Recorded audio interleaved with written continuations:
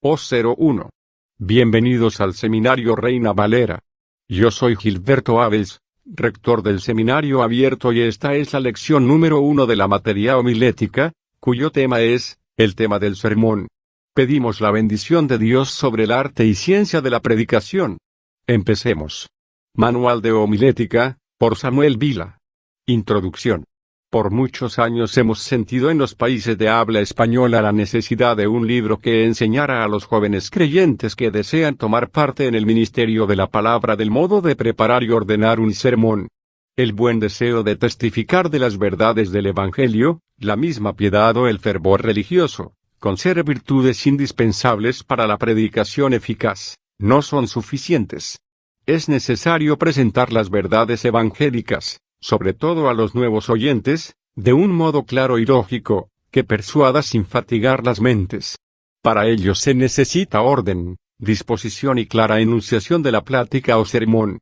Es cierto que el Espíritu Santo ha usado a veces para realizar su obra de salvación sermones muy deficientes, carentes de lógica y débiles en argumentación. Tal es el caso del sencillo sermón que ganó al que después fue famoso predicador Spurgeon. Pero estos son casos excepcionales, en los cuales Dios ha querido llenar por una manifestación especial de su gracia lo que faltaba al instrumento humano. Tales ejemplos no son, sin embargo, motivo alguno para menospreciar el arte de la homilética, pues la preparación de sermones es un verdadero arte que requiere estudio y adiestramiento, con la particularidad de que, por moverse en la más alta esfera de la vida humana, merece más que cualquier otro arte tal trabajo y esfuerzo. La cuidadosa preparación del sermón no es, empero, suficiente sin el poder o fuego del Espíritu Santo, que no siempre es el fuego del entusiasmo humano que se expresa con enérgicos gestos y grandes gritos, sino aquella unción de lo alto que da al sermón ese algo inexplicable que no se adquiere por medios humanos pero lleva a los corazones de los oyentes la impresión de que el mensaje es de Dios, porque es Dios mismo revelándose al corazón del que escucha la palabra. Si ambas cosas vienen unidas en el sermón, el predicador no podrá menos que ver de su siembra espiritual abundantes frutos para vida eterna. Hay que evitar ambos extremos. El predicador que descuida la preparación de sermones, confiando imprudentemente en la inspiración divina, se encontrará frecuentemente con que no tendrá mensaje alguno para dar, y tendrá que sustituir rápidamente la falta de inspiración por una charla sin sentido que cansará a sus oyentes, pues el Espíritu Santo no suele otorgar premio a la holganza. Y el predicador que solo confía en su arte y en sus cuartillas bien escritas, puede hallarse falto de la unción santa y descubrir con sorpresa que su palabra no llega a los corazones. Por esto el autor, desde los días de su llamamiento al ministerio hace 38 años, ha sentido la falta de un buen manual de homilética en lengua española. Y más de una vez hablando con otros pastores ha expresado su extrañeza de que alguien bien capacitado para la tarea no lo haya dado a luz durante todo este tiempo. No podemos menos que recordar el afán con que devorábamos el brevísimo librito a ayuda del predicador, del Dr. Enrique Lund, y más tarde en la revista homilética la sección Consejos, del mismo tutor, en aquellos días de nuestra adolescencia, cuando todavía no teníamos acceso a la literatura escrita en lengua extranjera. Más tarde, vimos con gozo la publicación del libro Tratado sobre la Predicación, del Dr. Broadus. Pero la mejor obra escrita para un ambiente extranjero no responde plenamente a las necesidades del predicador de habla hispana, sobre todo para el que no ha tenido el privilegio de pisar las aulas de un seminario o colegio bíblico. A la obra de Broadus, con ser interesantísima como exposición teórica, le faltan ejemplos prácticos, bosquejos, con los cuales el profesor en el seminario suele demostrar a los alumnos sobre la pizarra la aplicación práctica de los principios y reglas del libro de texto. Lo propio se puede decir de otros volúmenes que tratan de la predicación. Tenemos que rendir un tributo de reconocimiento y aprecio a la labor del misionero de Nicholas Bengtsson, que fue el primer profesor que inició al autor en los estudios de homilética. Varias de las reglas y bosquejos que aparecen en el presente libro fueron aprendidos de sus labios en el Seminario Bautista de Barcelona. Asimismo el reverendo pastor de Ambrosio Selma, que inició al autor en la homilética de Binet, y los consejos prácticos de Spurgeon. De todos ellos podemos decir que, difuntos, aún hablan. El pastor sudamericano M.E. Martínez ha sido, después del Dr. Lund, el primero que ha publicado reglas de homilética acompañadas de ejemplos prácticos, en la introducción de su libro Luces para Predicadores, pero es muy poca la homilética que puede darse en 18 páginas que emplea para tal enseñanza. No faltan en castellano volúmenes de bosquejos y sermones de buenos autores, aunque no tantos como quisiéramos ver traducidos a nuestra lengua. Sin embargo, creemos que es más importante para el predicador novel aprender a preparar él mismo sus bosquejos que tenerlos en abundancia de otros predicadores. Un bosquejo propio se predica con mayor fuerza y claridad que el sermón ajeno, a menos que el predicador sepa adaptarlo y desarrollarlo muy bien, vistiéndolo con su propio lenguaje e ideas. Por esto creemos será de verdadera utilidad la presente obra y que tendrá amplia acogida, a juzgar por la que ha tenido la revista de carácter homilético El Cristiano Español, en cuyas páginas han visto ya la luz algunos capítulos, la cual cuenta con un número muy considerable de suscriptores en varias repúblicas de Sudamérica además de los de España. Si con la publicación de este modesto volumen de homilética podemos ayudar a los creyentes que sienten la vocación de anunciar el Evangelio, y mediante estas instrucciones dadas a los predicadores algunas almas pueden comprender más fácilmente el mensaje de salvación, no dará el autor por vano este trabajo realizado con gran esfuerzo en medio de muchas otras abrumadoras tareas. Sirva ello de disculpa a las deficiencias que el libro pueda tener y de estímulo a otros compañeros en el ministerio de la predicación y enseñanza para producir alguna obra similar, más amplia y completa. Samuel Vila, Tarrasa, Barcelona. 1. El tema del sermón. La primera cosa para preparar un buen sermón es tener un mensaje definido. Antes de proceder a la preparación de un sermón, todo predicador debe responderse esta sencilla pregunta: ¿de qué voy a hablar? Mientras el predicador no pueda contestar claramente tal pregunta, no debe seguir adelante. Ha de tener un tema y debe saber con precisión cuál es. Solo puede estar seguro de que lo sabe cuando pueda expresarlo en palabras. Si el tema está entre la bruma, también lo estará todo lo que le pertenece, su introducción, su arreglo, su prueba y su objeto. El tema debe ser la expresión exacta del asunto, o la respuesta a la pregunta, ¿de qué voy a hablar? Nunca debe escogerse un tema por ser bonito o sonoro como fase, sino que ha de expresar claramente el objeto que el sermón persigue. Todo predicador, para preparar bien su sermón, debe responder a la pregunta: ¿por qué voy a hablar de este tema? ¿Qué fin deseo lograr? El tema no solo ha de abarcar o incluir lo que se va a decir, sino que ha de excluir todo lo que no tenga que ver con el asunto. En toda preparación para el público, las primeras palabras que se escriban deben ser la expresión exacta del tema, o sea, la respuesta a la pregunta, ¿de qué voy a hablar? ¿Cómo encontrar un tema? El mensaje debe venir como una inspiración especial de Dios, y el predicador debe estar pidiendo mensajes a Dios para sus oyentes. Pero no es de esperar que venga siempre como una inspiración profética, sino que él mismo debe afanarse en buscarlos de diversas maneras. Spurgeon dice: confieso que me siento muchas veces, hora tras hora, pidiendo a Dios un asunto, y esperándolo, y que esto es la parte principal de mi estudio. He empleado mucho tiempo y trabajo pensando sobre tópicos, rumiando puntos doctrinales, haciendo esqueletos de sermones, y después sepultando todos sus huesos en las catacumbas del olvido, continuando mi navegación a grandes distancias sobre aguas tempestuosas hasta ver las luces de un faro para poder dirigirme al puerto suspirado.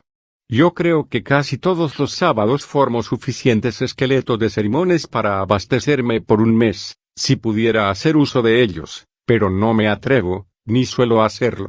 Naturalmente, porque no da lugar a ello el hallazgo de otros mejores. El predicador puede recibir la inspiración de un mensaje, reflexionando sobre las necesidades espirituales de sus oyentes. Debemos advertir al predicador novel acerca del peligro de sermones particulares dirigidos a una familia o a un individuo de la iglesia. Si tiene algo que decir a un individuo, dígaselo particularmente, pero no desde el púlpito, que es la cátedra de toda la iglesia, y no debe sacrificarla a las conveniencias particulares de unos pocos. Además, Se expone a que sus insinuaciones sean comprendidas por otros hermanos, como dirigidas a aquella u otra persona, y ello produciría murmuraciones, o podría ocurrir que la misma persona comprendiera demasiado bien el mensaje y se ofendiera con razón por la falta de tacto del predicador. Pero cuando el predicador siente que la mayoría de la iglesia adolece de algún defecto o necesita una exhortación especial, hágala sin temor, pensando en su alta responsabilidad como siervo de Dios. El célebre Spurgeon dice en su libro Discursos a mis estudiantes: considerad bien qué pecados se encuentran en mayor número en la iglesia y la congregación. Ved si son la vanidad humana, la codicia, la falta de amor fraternal, la calumnia u otros defectos semejantes. Tomad en cuenta cariñosamente las pruebas que la providencia plazca sujetar a vuestros oyentes, y buscad un bálsamo que pueda cicatrizar sus heridas. No es necesario hacer mención detalladamente, ni en la oración ni en el sermón, de todas estas dificultades con que luchen los miembros de vuestra congregación.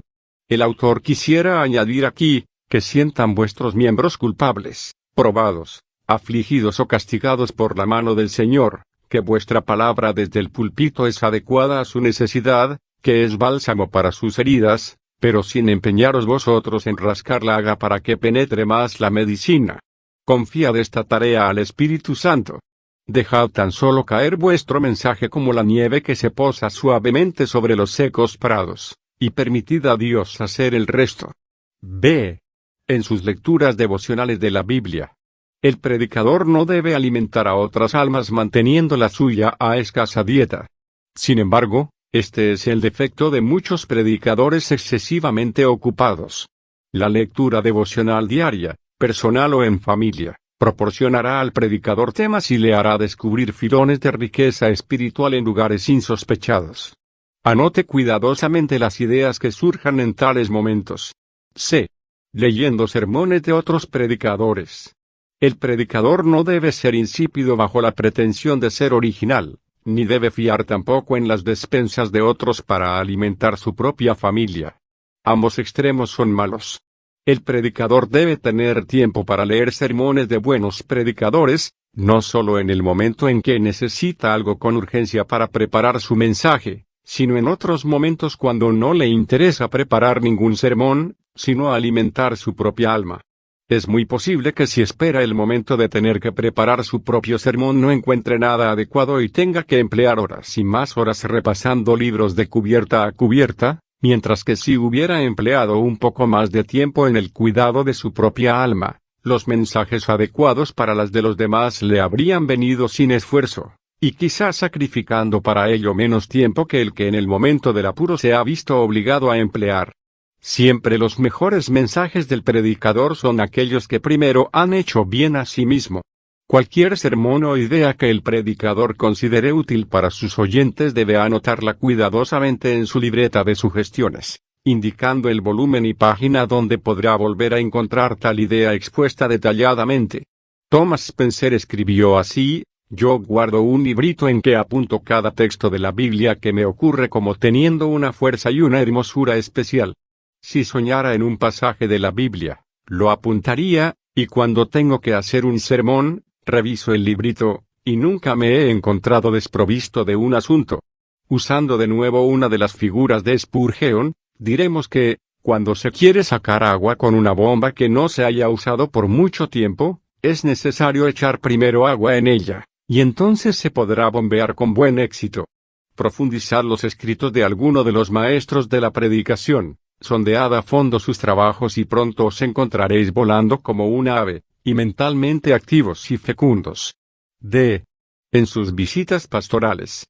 Muchas veces la conversación con personas inconversas, o con miembros débiles de la iglesia, hacen sentir al pastor alguna necesidad espiritual común a muchos de sus oyentes. A veces aún el texto que responde a tal necesidad es dado durante la conversación. Debe apresurarse a anotarlo en la misma calle, al salir de tal visita. Si espera a hacerlo podría borrarse de su memoria. Cuando el mensaje es sugerido en tal forma, predíquelo con confianza y con la persuasión de que es Dios quien le ha dado su palabra, con la misma seguridad que lo haría un profeta del antiguo tiempo. En la consideración de las cosas que le rodean. El predicador debe ser un atento observador de la naturaleza y de los hombres. Todo lo que ve y oye debe archivarlo cuidadosamente en su memoria por si alguna vez pudiera serle útil como ilustración de un sermón. Y a veces una ilustración provee el tema de un sermón. Spurgeon cuenta de un predicador que descubrió el tema de un magnífico sermón en un canario que vio cerca de su ventana con algunos gorriones que lo picoteaban sin compasión con ánimo de destrozarlo, lo que le hizo recordar Jeremías 12:9, ¿es mi heredad de muchos colores? ¿No están contra ella aves en derredor? Meditando sobre este texto, predicó un sermón sobre las persecuciones que ha de sufrir el pueblo de Dios. Otro día encontró un tema en el hecho de un tizón que cayó del hogar al estrado un domingo por la tarde en que necesitaba un tema para sermón, lo que le indujo a predicar sobre Zacarías 3:2.2. Dos personas vinieron después a decirle que habían sido convertidas por este sermón. Es necesario, no obstante, que los sermones surgidos de tales observaciones prácticas sean verdaderos sermones, llevando un plan y un mensaje espiritual, y no una larga y detallada exposición del incidente que, no por interesar mucho al predicador, ha de interesar en la misma medida a los que no han sido afectados por la idea o sugerencia, la cual debe ser puesta solamente como introducción, pero no ocupar el lugar del sermón. Pidiéndolos a Dios en oración. Spurgeon dice, si alguien me preguntara, ¿cómo puedo hacerme con el texto más oportuno? Le contestaría, pedidlo a Dios. Arrington Evans, en sus reglas para hacer sermones, nos da como la primera, pedid a Dios la elección. Si la dificultad de escoger un texto se hace más dura, multiplicad vuestras oraciones, será esto una gran bendición. Es notoria la frase de Lutero, haber bien orado, es más de la mitad estudiado. Y este proverbio merece repetirse con frecuencia. Mezclad la oración con vuestros estudios de la Biblia. Cuando vuestro texto viene como señal de que Dios ha aceptado vuestra oración, será más precioso para vosotros, y tendrá un sabor y una unción enteramente desconocidos al orador frío y formalista, para quien un tema es igual a otro. Y, citando a Gurnall, declara, ¿cuánto tiempo pueden los ministros sentarse, hojeando sus libros y devanándose los sesos, hasta que Dios venga a darles auxilio, y entonces se pone el sermón a su alcance, como servido en bandeja? Si Dios no nos presta su ayuda, escribiremos con una pluma sin tinta. Si alguno tiene necesidad especial de apoyarse en Dios, es el ministro del Evangelio. Evitad la repetición. El predicador, al buscar su tema, debe tener presentes sus temas anteriores. Dice Spurgeon, ¿no sería provechoso insistir siempre en una sola doctrina, descuidando las demás? Quizás algunos de nuestros hermanos más profundos pueden ocuparse del mismo asunto en una serie de discursos, y puedan, volteando el calidoscopio, presentar nuevas formas de hermosura sin cambiar de asuntos, pero la mayoría de nosotros, siendo menos fecundos intelectualmente, tendremos mejor éxito si estudiamos el modo de conseguir la variedad y de tratar de muchas clases de verdades. Me parece bien y necesario revisar con frecuencia la lista de mis sermones, para ver si en mi ministerio he dejado de presentar alguna doctrina importante, o de insistir en el cultivo de alguna gracia cristiana. Es provechoso preguntarnos a nosotros mismos si hemos tratado recientemente demasiado de la mera doctrina, o de la mera práctica, o si nos hemos ocupado excesivamente de lo experimental. El tema y el texto. ¿Debe predicarse sobre temas o sobre textos? ¿Debe elegirse primero el tema y después el texto, o viceversa? Es imposible responder a estas preguntas de un modo concreto dando reglas absolutas. En algunos casos, cuando el predicador tiene un tema definido, sintiendo que debe predicar sobre aquel asunto, el tema precederá a la elección de texto. Pero en otros casos, cuando el tema es sugerido como resultado de meditación personal de la Sagrada Escritura, será el texto el que precederá y sugerirá el tema al predicador. ¿Es fácil encontrar textos para predicar? Permítasenos citar otra vez a Spurgeon, quien dice, no es que falten, sino que son demasiado abundantes. Es como si a un amante de las flores se le pusiera en un magnífico jardín con permiso para coger y llevarse una sola flor. No sabría cuál coger que fuera mejor.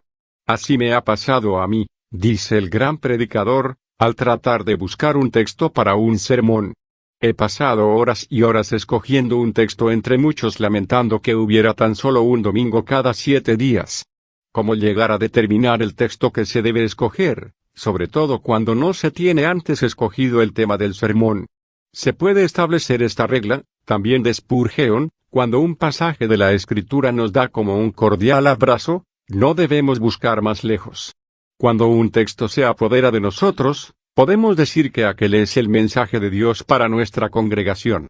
Como un pez, podéis picar muchos cebos, pero, una vez tragado el anzuelo, no vagaréis ya más. Así, cuando un texto nos cautiva, podemos estar ciertos de que a nuestra vez lo hemos conquistado, y ya entonces podemos hacernos el ánimo con toda confianza de predicar sobre él.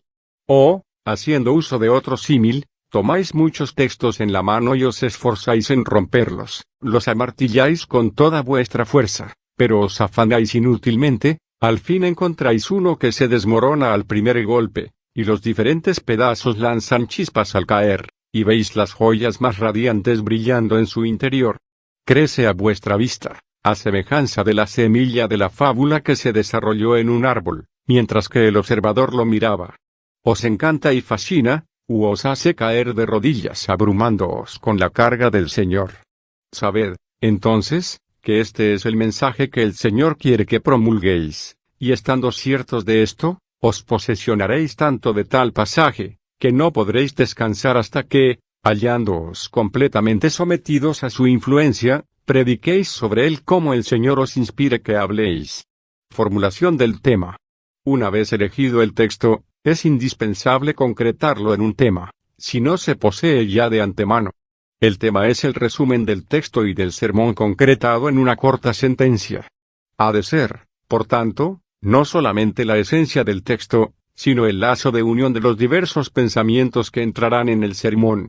Hay una gran ventaja en poseer un tema para el arreglo del sermón. Se ha dicho que el tema es el sermón condensado, y el sermón es el tema desarrollado.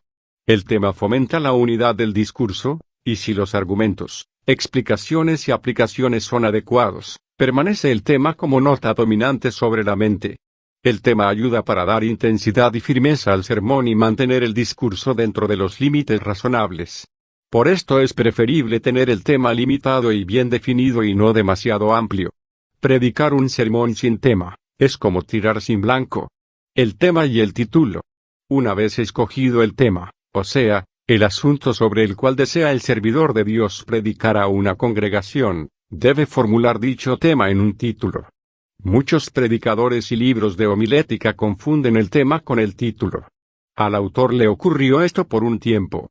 A veces, y hasta cierto punto, no existe diferencia entre ambas cosas, pero a veces el título no es más que la puerta del tema o asunto, el cual no puede ser expresado plenamente por el título, por dos motivos. A. Porque el título del sermón ha de ser exageradamente breve, y por tal razón no puede a veces contener todos los pensamientos o partes que el predicador desea desarrollar en su tema.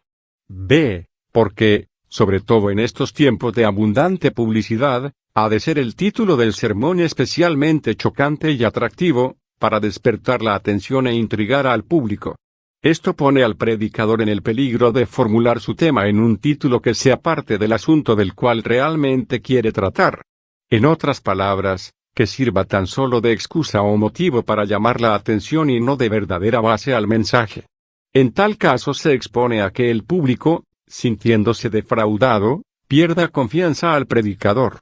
El Dr. J. H. Howard dice, tengo la convicción de que ningún sermón está en condiciones de ser escrito totalmente, y aún menos predicado, mientras no podamos expresar su tema en una sola oración gramatical breve, que sea a la vez vigorosa y tan clara como el cristal.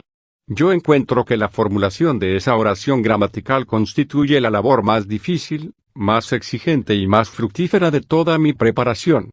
El hecho de obligarse uno a formular esa oración desechando cada palabra imprecisa, áspera o ambigua, disciplinando el pensamiento hasta encontrar los términos que definan el tema con escrupulosa exactitud, constituye uno de los factores más vitales y esenciales de la hechura del sermón.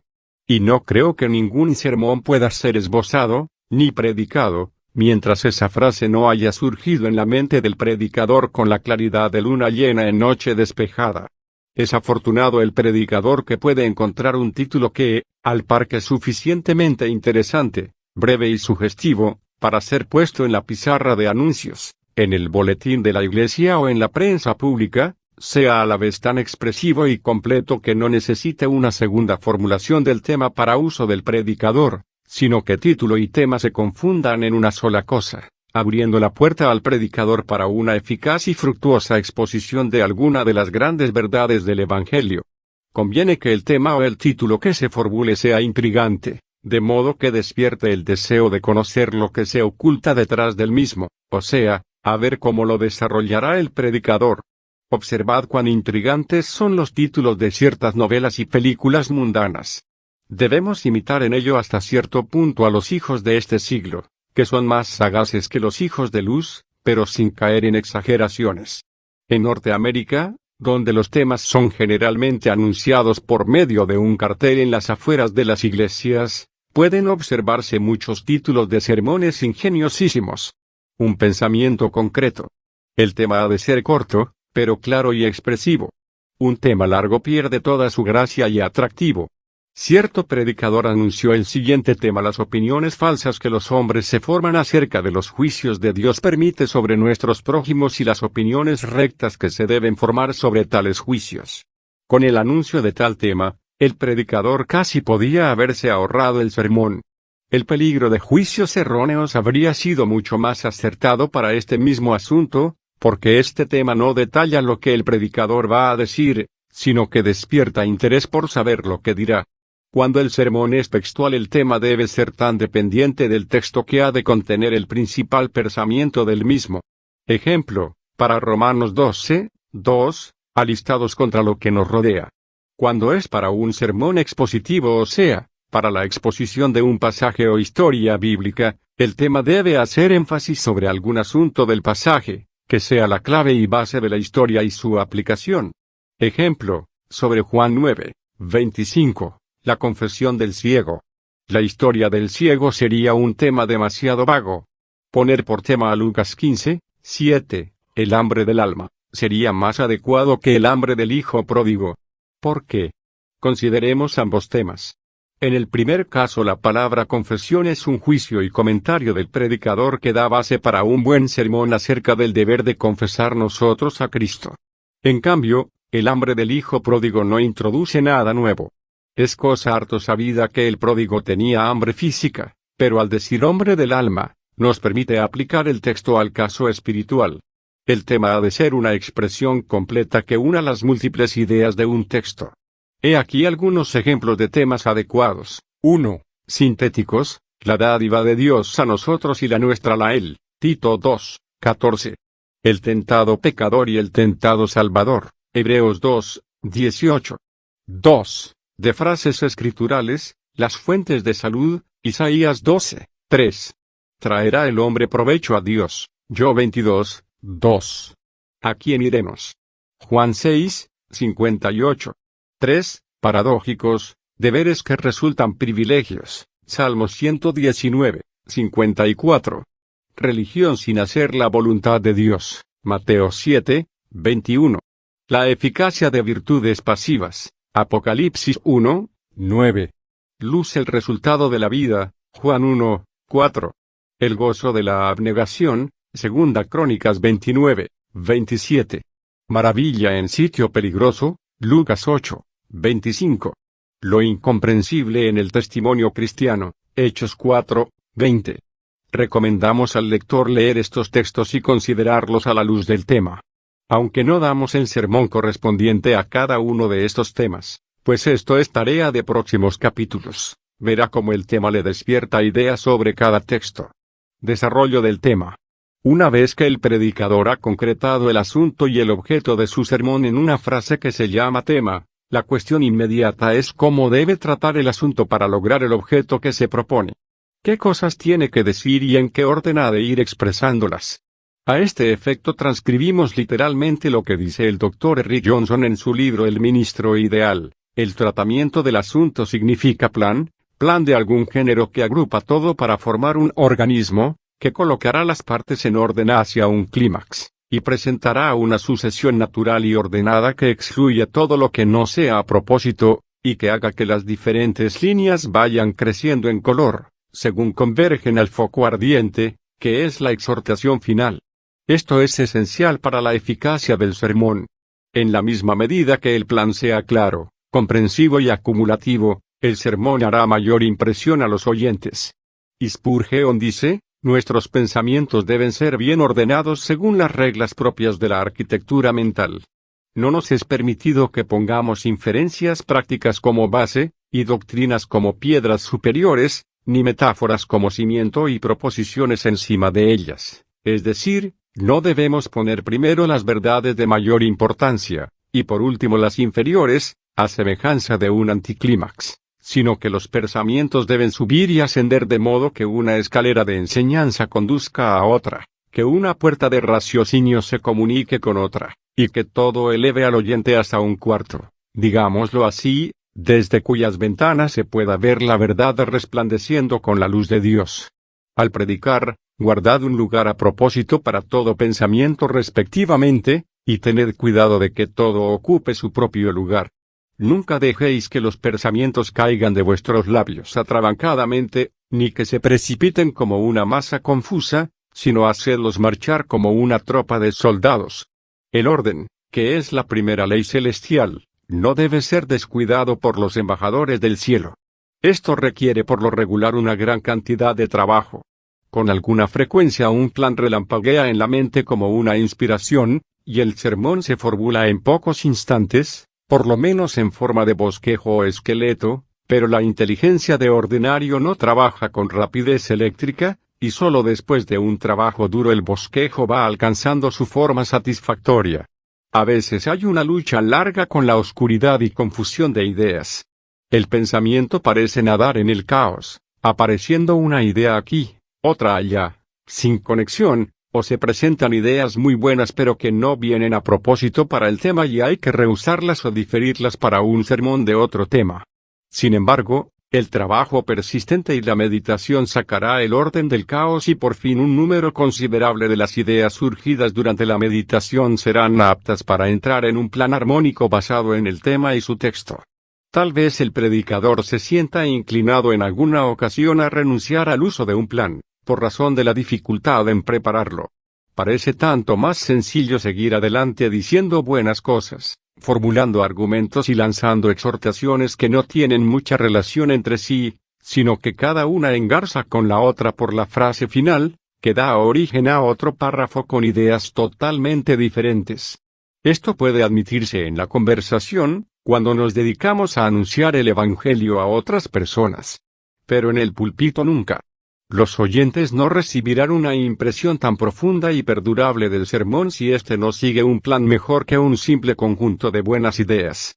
Es verdad que Dios se ha servido a veces de los medios más humildes para realizar su gran obra de salvación de almas, y sermones sin orden lógico no han sido siempre sin fruto, pero tal modo de proceder no es aconsejable en modo alguno cuando puede haber un propósito y una ordenación clara del sermón. Una aglomeración de pensamientos buenos puede compararse a una turba que trata de apoderarse de cierta fortaleza, puede tener éxito en algunas ocasiones, pero no podrá obrar jamás con la eficacia de un ejército en el que cada hombre ocupa su lugar. Un plan es necesario en todas las cosas. Un arquitecto no principia a edificar sin antes haber trazado un plano. Un ingeniero civil no lanza sus brigadas al azar sobre las montañas sin haber antes ideado por dónde debe pasar el camino que se propone construir. El predicador no debe lanzarse a trazar el camino que se propone hacer llegar hasta el mismo corazón de sus oyentes, sin plan, excepto en casos especiales en que tal preparación haya sido de todo punto imposible, y la inspiración del Espíritu suple la imposibilidad del predicador, pero aún en tales casos de improvisación, los predicadores convenientemente educados o experimentados suelen recibir la inspiración en forma de un plan rápidamente concebido y en cuyo desarrollo puede notarse el poder de lo alto. La misma ayuda y poder puede notarse en el desarrollo de un sermón formulado con más tiempo y oración, la cual el estudio de ningún modo puede ni debe suplir. ¿De qué maneras puede formularse el plan de un sermón una vez decidido el asunto o tema que se va a tratar? A continuación ponemos un gráfico que lo demuestra, a la vez que ilustrará y aclarará muchas de las instrucciones teóricas de este libro. Explicación del bosquejo gráfico.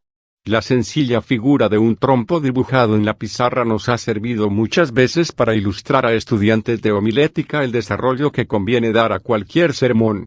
La cabeza del trompo representa el tema, del cual parte la introducción, y el desarrollo consiguiente va ampliando y robusteciendo el argumento hasta llegar a la conclusión, la cual es presionada por cada pensamiento del sermón. Todos ellos pesan sobre la punta que deseamos clavar en las conciencias de nuestros oyentes, determinando su decisión por Cristo o su resolución de poner en práctica la amonestación del predicador sobre el tema que sea. En el presente gráfico, y contando con la habilidad de un buen dibujante, hemos ampliado y completado la ilustración. El tema o asunto lo representamos por una nube que se forma como consecuencia de la necesidad espiritual que el predicador apercibe, como ensombreciendo la vida de sus oyentes. Dicha nube produce un rayo que ilumina la mente del predicador, es el texto apropiado a tal necesidad, el cual origina un título adecuado e interesante. Del mismo modo que antes de la caída de un chaparrón se producen muchos relámpagos inocuos, así surgen en la mente del predicador temas y textos que no llegan a satisfacerle. Aparece, por fin, el más acertado de todos, el cual, rompiendo la nube, da lugar a una lluvia de pensamientos. Si la mente del predicador ha sido bien preparada con una disciplina homilética, aunque caigan estos dispersos y confusos serán encauzados por los canales de un plan bien dispuesto. De este modo todos aquellos pensamientos aprovechables entrarán, en su lugar y momento debido, en el cauce del río, que es la argumentación del tema. El río es finalmente una corriente poderosa que se lanza por la catarata de la conclusión. Obsérvese cómo en el interior de esta aparece la recapitulación, que consiste en una mención breve de los argumentos principales del sermón. No todos los sermones necesitan una conclusión recapitulativa, pero siempre tendrá lugar un breve resumen, sea en la forma detallada que indica el gráfico o de un modo más general. Obsérvese cómo el río que representa el caudal de pensamientos de un sermón puede venir de los montes de la imaginación del predicador en dos formas diversas. Atropelladamente, como un chorro de frases e ideas sin distribuir, dejando en el ánimo de los oyentes la impresión de haber escuchado un montón de cosas buenas, pero sin ser capaces de definir el curso que han seguido tales pensamientos, o bien, relacionados el uno con el otro, en la forma escalonada y ordenada que aparece en la supuesta red de canales de la izquierda.